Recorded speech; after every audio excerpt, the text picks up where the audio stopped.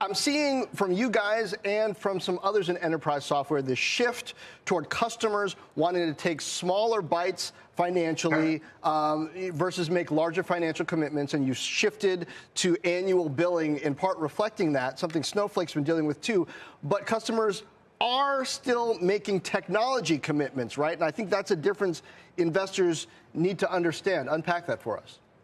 Yeah, big technology commitments. And, you know, John, one of the big things in our sector is just the fundamental capacity problem that people have. There's not enough people, there's not enough money, there's not enough material to actually build everything that needs to be built.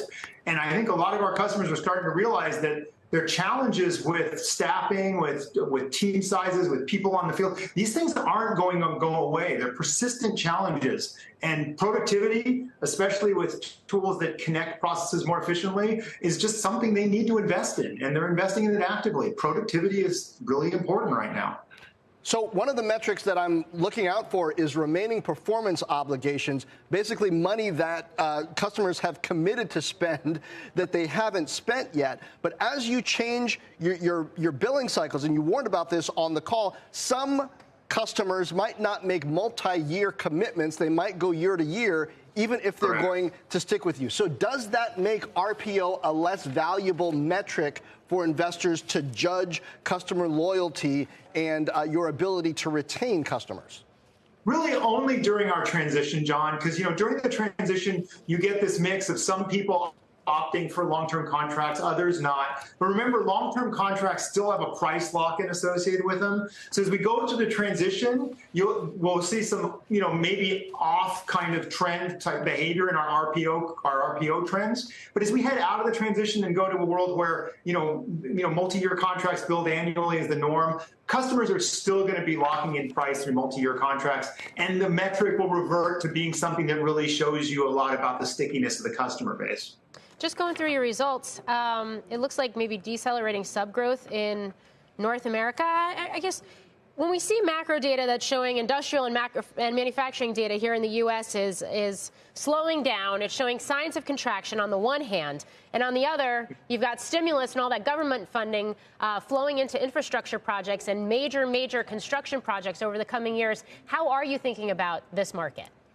Yeah, so Morgan, one of the things we really watch, because you're right, there are kind of contradictory signals here, is we watch the monthly active usage of our products really closely, because the monthly active usage not only captures, you know, early design activity, it also captures in-process activities. And we kind of see exactly what you would have expected. There's a slight deceleration in monthly active use growth year over year in the US, but there's an acceleration of monthly active use growth in Europe.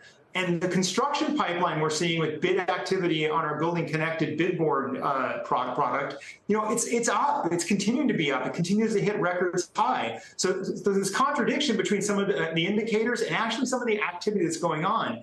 And you're absolutely right, Morgan. Part of that activity is people are getting ready to spend money on demand that they haven't yet fulfilled. So we're still seeing increases in monthly active usage. Finally, artificial intelligence, last time we talked about it, you talked about it as a way to increase the data flow between customers and make sure that they understand, you know, their own supply chain better. How should we expect to see that play out?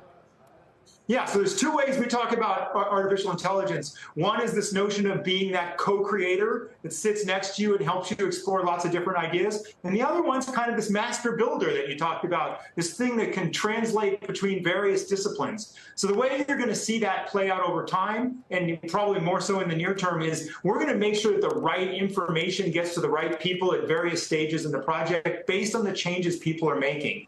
So there's always going to be kind of AI watching the project, watching what people are doing, watching when somebody is making a change that impacts somebody else, and giving them automatically a heads up about the potential impact of that change, instead of rather having people push those impacts or actually have to explain those impacts with notes and other things.